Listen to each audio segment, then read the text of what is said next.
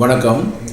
உண்மையில் ஜனாதிபதி தேர்தல் இடம்பெற இருக்கின்றது. செப்டம்பர் மாதம், எதிர்வருகின்ற செப்டம்பர் மாதம் 21ஆம் தேதி.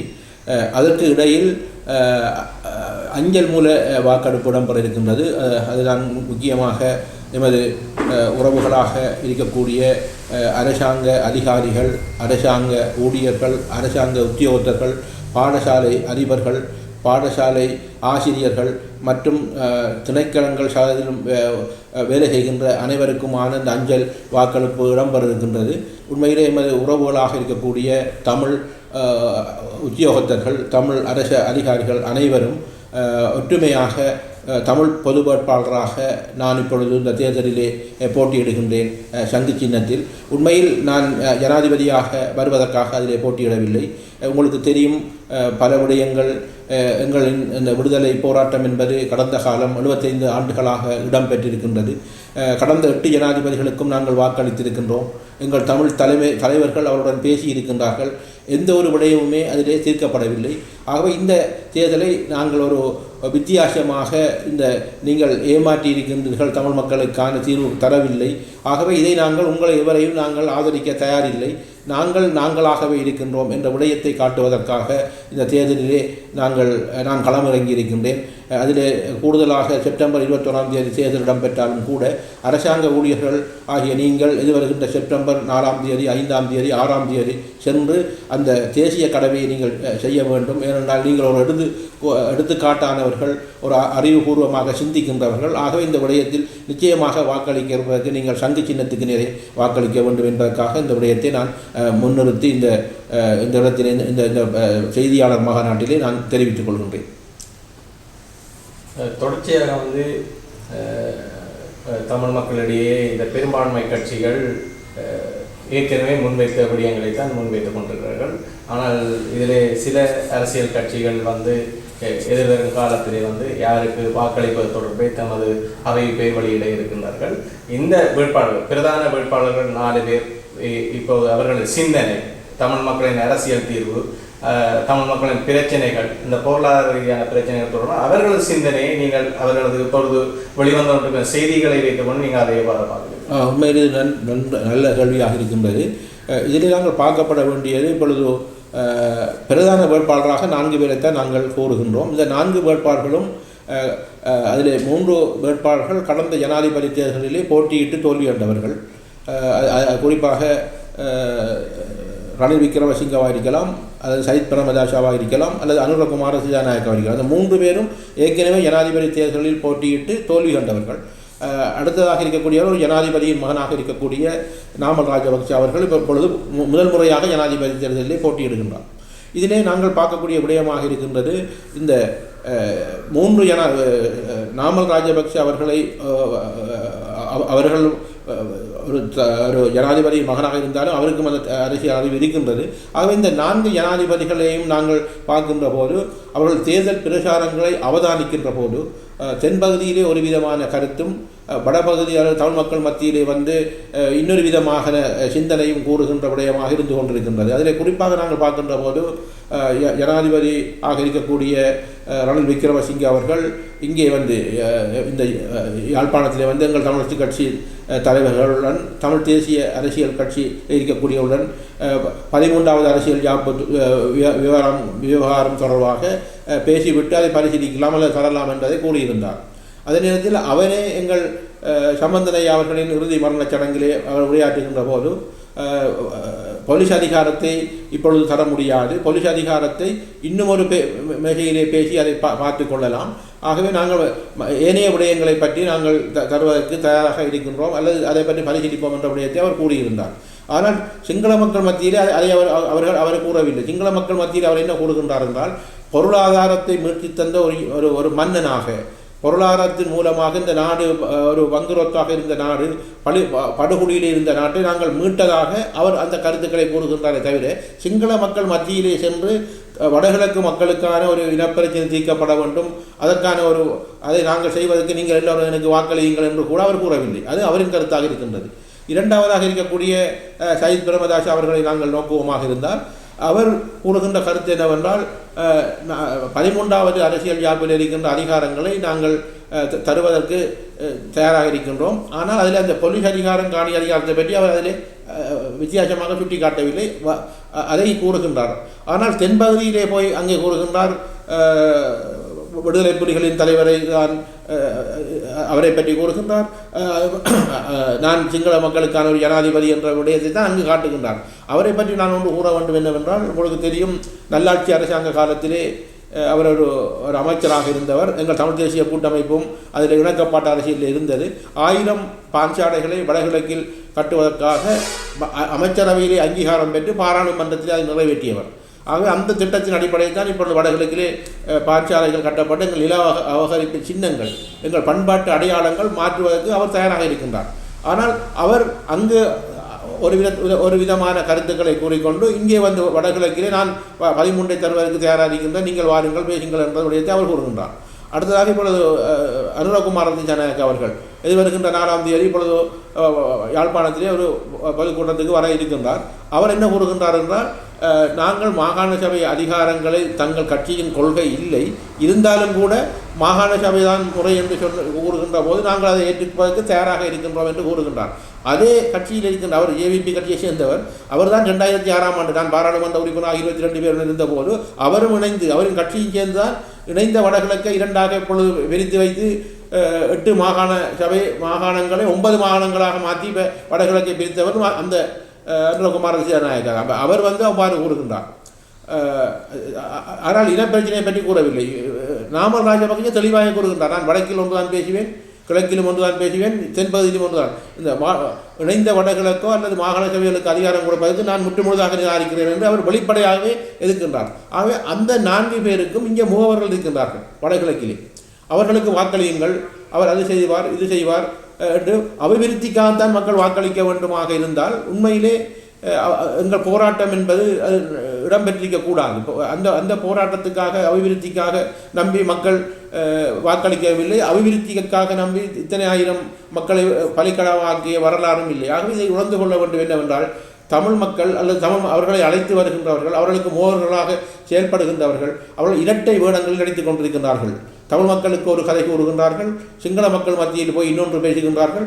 இதுவரையில் வெளிப்படை அவள் தேர்தல் விஞ்ஞாபனம் வருகின்றது, அது எப்போது வருகின்றது என்பது அது மறுபுறம். தேர்தல் விஞ்ஞாபனத்துக்கு முதல் தாங்கள் வடகிழக்கில் இதுதான் பிரச்சனை இருக்கு என்பதை 4 பேருமே கூறவில்லை, பொருளாதாரத்தை வைத்துத்தான் கூறுகின்றார்கள். பொருளாதார பிரச்சனை தீர்த்தவன் நான் என்கின்றார்கள். ஒருவர் சொல்கிறார் பொருளாதாரத்துக்காக இத்தனை ஊழல்களை செய்திருக்கின்றது என்று இன்னொருவர் கூறுகின்றார். 4 பேருமே பொருளாதாரம் என்று கலைக்கின்றார்களே தவிர இணைந்த வடகிழக்குக்கு தமிழ் மக்களுக்கான ஒரு இனப்பிரச்சனை தீர்க்கப்பட வேண்டும் என்பதை மறந்து விட்டார்களா அல்லது மறக்க செய்து விட்டார்களா அல்லது அது அவ்வாறான ஒரு இனம் இல்லை என்பதை கூறுகின்றார்கள் என்பதை தமிழ் மக்கள் உணர்ந்து கொள்ள வேண்டும். அதற்காகத்தான் தமிழன் ஒருவன் ஒரு பொது வேட்பாளராக நிறுத்தப்பட்டிருக்கின்றான். என்ன காரணம் என்றால் தமிழர்களின் பிரச்சனை இருக்கின்றது என்பதை காட்டுவதற்காக. இதை நீங்கள் புரிந்து கொள்ள வேண்டும். இப்போ இந்த இடத்துல சிங்கள மக்கள், நீங்கள் தமிழ் மக்கள் சார்பாக ஒரு பொது வேட்பாளராக களமிறங்கினாலும் சிங்கள மக்கள் ஏன் உங்களுக்கு வாக்களிக்க கூடாது என்கின்ற ஒரு பார்வையை எப்படி பார்க்கணும்? சிங்கள மக்கள் வாக்களிக்க கூடாது என்று நான் பார்க்கவில்லை. சிங்கள மக்கள் விரும்பினால் வாக்களிக்கலாம், அது அவர்களுக்கு தேவை இருக்கின்றது. ஆனால் எங்களின் அடிப்படை கொள்கை என்பது எங்கள் மக்களுக்காக, தமிழ் மக்களுக்கான இனப்பிரச்சனை தீர்க்கப்படவில்லை என்பதை சிங்கள மக்கள் இதில் உணர்ந்திருக்கின்றார்கள். நான் அறகலிய போராட்டத்திலே நான் பார்த்த விடயம் என்னவென்றால், பல சிங்கள பெண்கள், சிங்கள இளைஞர்கள் சிங்களத்திலே கூறுகின்றார்கள், பல இடங்களிலே கூறியிருக்கின்றார்கள், இந்த இனப்பிரச்சனை தீர்க்கப்பட்டிருந்தால் இவ்வாறான பொருளாதார பிரச்சனை வந்திருக்காது என்பதை அவர்களே கூறியிருக்கின்றார்கள். ஆகவே இப்பொழுது அவர்கள் செய்ய வேண்டிய விடயம் என்னவென்றால், இந்த மாறி மாறி வந்த இந்த ஜனாதிபதிகள் தான் இப்பொழுது வருகின்றார்கள். அதே கொள்கை, அதே சிந்தனை, அதே கோட்பாட்டுடன் தான் இப்போ 4 பேரும் போட்டியிடுகின்றார்கள். ஆகவே இவ்வாறான நிலையில் ஒரு தமிழ் வேட்பாளர் நிறுத்தி இருக்கின்றார். ஆகவே அந்த விடயத்தை நாங்கள் அந்த சிங்கள அந்த பெரும்பான்மை வேட்பாளர்கள் ஜனாதிபதிகளுக்கு ஒரு செய்தியாக காட்ட வேண்டுமாக இருந்தால், தாங்களும் அவர்களுக்கு ஒரு எதிர்ப்பை காட்ட ஒரு மனோநிலை இருக்குமாக இருந்தால் அவர்கள் நிச்சயமாக வாக்களிக்கலாம். அதில் எங்களுக்கு அந்த வித்தியாசமும் இல்லை. அதுக்காக நாங்கள் வரிந்து எங்களுக்கு வாக்களியுங்கள், நீங்களும் வாக்களிக்க வேண்டும் என்று நாங்கள் அவர்களோட கேட்க போகிறதும் இல்லை. இதுதான் உண்மை. இஸ்லாமிய சகோதரர்கள் மற்றும் மலைய சகோதரர்களுக்கு நீங்கள் கூற விரும்புகிற செய்தி என்ன? உண்மையிலே இஸ்லாமிய மக்களை பொறுத்த மட்டில் தொடர்ச்சியாக உங்களுக்கு தெரியும் 1976 வட்டுக்கோட்டை தீர்மானம் எடுக்கின்ற போது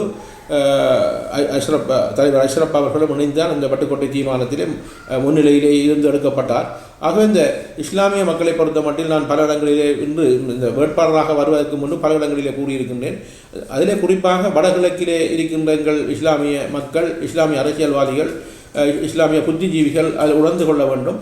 நாங்கள் பிரிந்து செல்வோமாக இருந்தால், அதாவது கிழக்கை பிரிந்து அதுக்குள்ளே ஒரு ஒரு ஒரு பிரிவை நாங்கள் ஏற்படுத்துவோமாக இருந்தால் எங்களின் பலம் என்பது, அல்லது இஸ்லாமிய மக்களின் பலம் என்பது அது இல்லாமல் போய் பேரினவாத சக்தி, பேரினவாத ஆட்சியாளர்களின் பலம் அதிலே கூடுகின்ற போது இன்னொரு முரண்பாடை வரக்கூடிய ஒரு வாய்ப்பு இருக்கின்றது. ஆகவே இந்த இணைந்த வடகிழக்கில் தமிழ் மக்களும் இஸ்லாமிய மக்களும் தமிழ் பேசும் மக்களாக ஒரு கோட்பாட்டின் அடிப்படையிலே, ஒரு கொள்கையின் அடிப்படையிலே தொடர்ந்து ஒரு கோரிக்கையை வைத்து அதிலே நாங்கள் வாழ்வோமாக இருந்தால் இரண்டு இனமும் ஒரு பலமான இனமாக இருக்கும். இந்த நிலப்பிரச்சனை, பொருளாதார பிரச்சனை அல்லது எங்களுக்கு இருக்கின்ற முரண்பாடுகள் பல தீர்க்கக்கூடிய வாய்ப்பு இருக்கும். ஏனென்றால் அதுக்கு நல்ல உதாரணம் இருக்கின்றது. 1977க்கு முன்பு அவ்வாறான பிரச்சனை எதுவுமே இல்லாமல் ஒரு இணக்கப்பாட்டான ஒரு புரிந்துணர்வுடன் வாழ்ந்த ஒரு சமூகமாகத்தான் இருந்தது. அதை பிரித்தாளுகின்ற தன்மை நிலை ஏற்பட்டது இந்த பிரேமதாசா அவர்களின் ஆட்சி காலத்தில். இப்பொழுது இருக்கின்ற சஜித் பிரேமதாசாவின் தகப்பனார் தான் அந்த இஸ்லாமிய ஊர்காவ படையை நிறுவி 90ஆம் ஆண்டு ஏற்பட்ட ஒரு முரண்பாடு தான் இப்பொழுது அந்த முரண்பாட்டு அரசியலில் இருந்து கொண்டிருக்கின்றது. ஆகவே இதை அவர்கள் உணர்ந்து நிச்சயமாக இந்த தமிழ் பொது வேட்பாளர் என்ற அடிப்படையிலே எங்கள் இஸ்லாமிய மக்களும், இஸ்லாமிய சகோதரர்களும், இஸ்லாமிய அரச ஊழியர்கள் வாக்களிக்க வேண்டும், வாக்களிப்பார்கள் என்ற நம்பிக்கை இருக்கின்றது. மலைய மக்களை பொறுத்த மட்டில் பல்வேறுபட்ட 76ஆம் ஆண்டு தொண்டமானவர்களும் எங்கள் தந்தை செல்வாவுடன் சேர்ந்து தான் அந்த போராட்டத்தை முன்னெடுத்தார். பல விடயங்கள் நான் நினைக்கின்றேன். இந்த தமிழ் மக்களுக்கான சிறிய எதிர்ப்பு போராட்டமாக இருக்கலாம், அல்லது பல்வேறுபட்ட போராட்டங்கள் இடம்பெறுகின்ற போது மலையகத்திலே இருந்து தொண்டமான் ஐயா அவர்கள் வடக்குக்கு வந்து தந்தை செல்வாவுடன் இணைந்து போராடிய பல வரலாறுகளை நாங்கள் பார்த்திருக்கின்றோம். அதுபோன்று மலையக மக்களுக்காக தொடர்ச்சியாக குரல் கொடுத்த வரலாறு இலங்கை தமிழரசு கட்சி தலைவருக்கு இருக்கின்றது. தமிழரசு கட்சியை உருவாக்குவதற்கு அடித்தளமாக இருந்ததும் மலையக மக்களின் அந்த பிரஜா உரிமை பிரச்சனையும் ஒரு காரணமாக இருந்தது. ஆகவே நாங்கள் தொடர்ச்சியாக, நான் பாராளுமன்றத்தில் இருக்கின்ற போது கூட இப்பொழுது இருக்கின்றவர்கள் எல்லோருமே 77ஆம் ஆண்டிலிருந்து தொடர்ச்சியாக மலையக மக்களுக்காக குரல் கொடுத்து கொண்டு தான் இருக்கின்றார்கள். இப்பொழுது இருக்கின்ற பாராளுமன்ற உறுப்பினர்களும் பாராளுமன்ற உரைகளிலே அதை கூறிக்கொண்டிருக்கிறார்கள். ஆகவே அந்த தமிழ் மக்களுக்கு அல்லது மலையக மக்களுக்கான பொருளாதார பிரச்சனை, நாளாந்த சம்பள பிரச்சனை, எல்லா பிரச்சனைக்கும் எங்கள் தமிழ் தேசிய கூட்டமைப்பு பாராளுமன்ற உறுப்பினர்கள் தொடர்ச்சியாக குரல் கொடுத்து கொண்டிருக்கின்றார்கள். ஆகவே அவர்களை ஒதுக்கி அல்லது அவர்களை வேறுபடுத்தி நாங்கள் வடகிழக்கில் இருக்கக்கூடிய தமிழ் தேசிய அரசியல்வாதிகள் அதை வேறுபடுத்தி பார்க்கவில்லை. ஆனால் அவர்களிடம் மனம் விரும்பினால் நாங்கள் இருந்தால் அதை அழுத்தமாக அல்லது நீங்கள் கட்டாயம் வாக்களிக்க வேண்டும் என்று கேட்பதற்கு எங்களுக்கு உரிமை இருக்கின்றது, வடகிழக்கில் இருக்கின்றது. ஆனால் மலைய தமிழ் மக்களை நாங்கள் கட்டாயம் வாக்களிக்கணும் என்று நாங்கள் நிர்பந்திக்கவில்லை. ஏனென்றால் அவர்களுக்கும் சில கொள்கைகள், அரசியல்வாதிகள் இருக்கின்றார்கள். அந்த அரசியல்வாதிகளும் தமிழ் தேசிய அரசியலிலே எங்களுக்கு உதவி செய்கின்றவர்களும் இருக்கின்றார்கள். ஆகவே அவர்கள் விரும்பினால் மாத்திரம் இவ்வாறு இது நல்ல விடயம், அவர்களுக்கும் நாங்கள் கையெடுக்க வேண்டும், குரல் கொடுக்க வேண்டும் என்று நினைக்கின்ற எங்கள் மலையக மக்கள், மலைய அரசியல்வாதிகள் அதை நிச்சயமாக தமிழ் மக்களுக்கு இந்த தமிழ் பொது வேட்பாளருக்கு சங்க சின்னத்தில் வாக்களிப்பார்கள் என்று நான் நினைக்கிறேன். உண்மையிலே ஜனாதிபதி தேர்தல் நெருங்கி இருக்கிற நேரத்தில் ஜனாதிபதியாக வந்தால் தாங்கள் இதை செய்வோம் என்று பிரதான வேட்பாளர்கள் வாக்குறுதிகளை வழங்கி கொண்டிருக்கிறார்கள். நீங்கள் ஒரு தமிழ் பொது வேட்பாளராக இருந்தாலும் கிழக்கு மண்ணை பிரதிநிதித்துவப்படுத்துகின்ற ஒருவர், கிழக்கு மாகாணத்திலே தீர்க்கப்படாத பல பிரச்சனைகள் இருக்கின்றன. குறிப்பாக மயிலத்தமடு மாதவனை பிரச்சனை, கல்முனை வடக்கு பிரதேச செயலகத்தினுடைய கணக்காளர் விவகாரம் உள்ளிட்ட பல பிரச்சனைகள் இருக்கின்றது. இதுவரை ஜனாதிபதி பொறுப்பேற்று ஒரு வருடங்களுக்கு மேலான காலப்பகுதி 2 வருடங்கள் ஆகிவிட்டது. இந்த விடயங்கள் தீர்வு காணப்படாத நிலைமையிலே இனிமேல் ஆட்சிக்கு வருபவர்கள் எவ்வாறு அதை தீர்ப்பார்கள் என்ற ஒரு நம்பிக்கை கொள்ள முடியும்? இல்லை, இப்பொழுது நான் இப்போ தமிழ் பொது வேட்பாளராக இருந்து நான் ஜனாதிபதியாக வரமாட்டேன் என்பது ஒரு விடயம். ஆனால் இந்த நான் கூறுகின்ற விடயம் என்னவென்றால், நாங்கள் இந்த தமிழ் மக்கள் வாக்களிக்கின்ற போது வடகிழக்கிலே அதிகப்படியான வாக்குகள் ஒரு தமிழ் பொது வேட்பாளருக்கு கிடைக்குமாக இருந்தால் 9வது ஜனாதிபதியாக தெரிவு செய்யப்படுவார் ஒருவர். இந்த 4 பேர் தான் ஒருவர் வரப்போகிறார். அவருக்கு ஒரு செய்தியாக இருக்க போகின்றது என்னவென்றால், நாங்கள் பல பிரச்சனை தீர்க்கப்படவில்லை. இனப்பிரச்சனை தீர்க்கப்படவில்லை, நிலப்பிரச்சனை தீர்க்கப்படவில்லை, மயிலத்தமடு மாதவளை மேய்ச்சத்தலை பிரச்சனை தீர்க்கப்படாமல் இருக்கின்றது. அடுத்தது கல்முனை பிரதேச வடக்கு பிரதேசத்தில் நிர்வாக அடக்குமுறையை நாங்கள் கொண்டு வர முடியாமல் இருக்கின்றது. இந்த விடயங்கள் அடுத்தது இங்கே இருக்கின்ற வடக்கில் இருக்கக்கூடிய பல்வேறுபட்ட நில அபகரிப்புகள், திருவண்ணாமலையில் இருக்கக்கூடிய கன்னியா வெந்நீரூற்று போன்ற பிரச்சனைகள், வடுக்குநாரி மலை கன பிரச்சனைகள், இந்த பிரச்சனைக்கெல்லாம் அடிப்படையாக இருந்தவர்கள் முன்னிருந்த ஜனாதிபதிகள் தான். ஆகவே நான் இப்பொழுது ஜனாதிபதியாக தெரிவு செய்யப்பட்டிருக்கின்ற ஜனாதிபதி அதை உணர்ந்து இந்த முதல் இனப்பிரச்சனை தீர்ப்பதற்கு முன்பு இந்த பிரச்சனைகளை தீர்ப்பதற்கும் இந்த தேர்தலில் ஒரு செய்தி அவர்களுக்கு வழங்க இருக்கின்றோம், வழங்கும் என்று நாங்கள் நினைக்கின்றோம். அதுக்கான அழுத்தமும் இந்த தேர்தல் ஊடாக கிடைக்கும் என்று நாங்கள் நினைக்கின்றோம். ஆகவே இந்த விடயங்களையும் எமது வடகிழக்கில் இருக்கக்கூடிய மக்கள் உணர்ந்து வாக்கை சிதறாமல் நாங்கள் வாக்கை தமிழ் பொது வேட்பாளருக்கு சங்க சின்னத்துக்கு நாங்கள் அளிக்கின்ற போதுதான் எல்லா விடயங்களுக்கும் எதிர்காலத்தில் ஒரு விடையை பெறலாம் என்று நான் நினைக்கின்றேன். குறிப்பாக வடக்கில்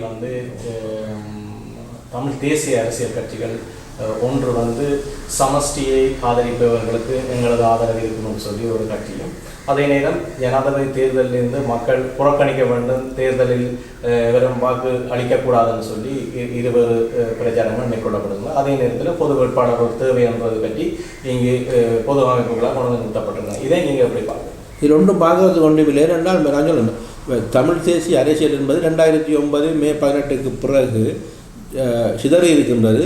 ஜனநாயகம் பெருகி இருக்கின்றது. இப்போ ஜனநாயகம் என்று பெருகி இருக்கின்றது என்றால் ஒவ்வொரு கட்சிக்குள்ளேயும் ஜனநாயகம் இருக்கின்றது, கட்சிக்கு படி இருக்கின்றது, ஜனநாயகம் கூடியிருக்கின்றது. ஆக இந்த கொள்கை என்பது ஒரு தலைவராக இருந்தால் ஒரு கட்டுப்பாட்டுக்குள்ளே ஒரு ஒரு திரட்சியாக கொண்டு வரலாம். ஆக இந்த ஒவ்வொரு கட்சியும் ஒரு முடிவு எடுக்கின்ற போது அது அவர்கள் கூடுகின்ற காரணம் அந்தந்த காரணங்கள் சரியாக இருக்கலாம். அதுக்கு நான் விமர்சிக்க வரவில்லை. ஆனால் இதில் நாங்கள் பார்க்கக்கூடிய விடயம் என்னவென்றால், இதில் இருக்கின்ற இப்போ தனிய தமிழ் அரசியல் கட்சிகள் மாத்திரம் இந்த முடிவெடுக்கவில்லை. தமிழ் அரசியல் கட்சிகளுக்கு பின்னால் அந்த முடிவெடுக்க வைத்தவர்கள் யார் என்று நாங்கள் பார்க்க வேண்டும். பல புத்திஜீவிகள், கல்விமான்கள், பல அமைப்புகள். ஏன் அவர்கள் எடுக்கின்றார்கள்?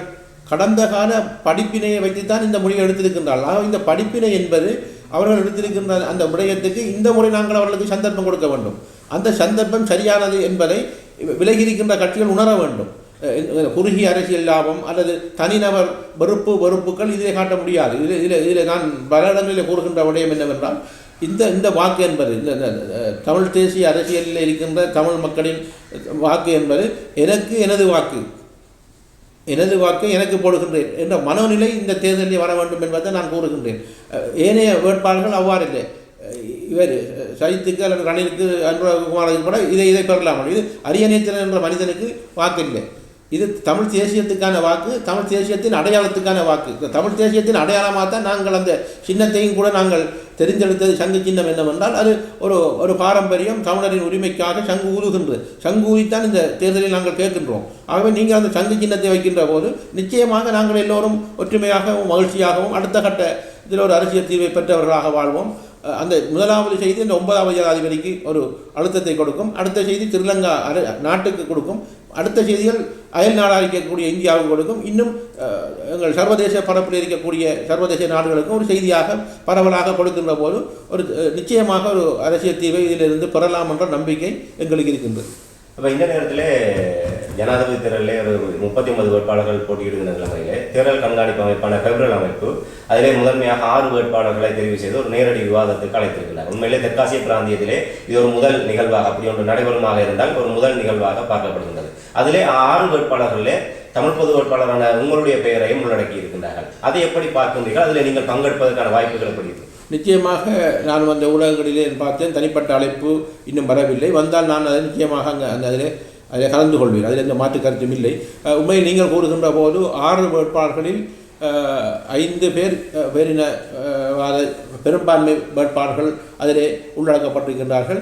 தமிழ் வேட்பாளர்களாகவும் 3 பேர் அதில் அந்த 39 பேரிலே 3 பேர் இருக்கின்றார்கள். ஆனால் என்னை மாத்திரம் அதிலே தமிழ் வேட்பாளராக அழைத்திருக்கின்றார்கள் என்றால் அதிலே அவர்களுக்கே விளங்குகின்றது என்னவென்றால், இணைந்த வடகிழக்கிலிருந்து ஒரு பெரிய சக்தியாக இந்த தேர்தலிலே அவர் அந்த விடயத்தை முன்னிறுத்தப் போகின்றார். தமிழ் மக்கள் அவரை ஒரு சக்தியாக ஒரு செய்தியை கொடுக்கப் போகின்றார்கள். ஆகவே அவரையும் அந்த 6வது இடத்தில் வைத்து ஒரு விவாதத்துக்கு எடுத்திருக்கின்றார்கள். அதை நான் அந்த அந்த கோரிக்கையை நான் வரவேற்கின்றேன். நல்ல விடயம்.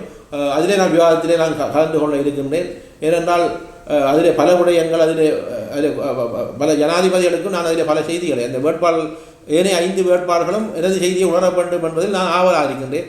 யார் யார் வருகின்றார்கள் என்று பார்ப்போம். இன்னும் அழைப்பு வரவில்லை. நிச்சயமாக அழைப்பு வந்தால் கலந்து கொள்வேன்.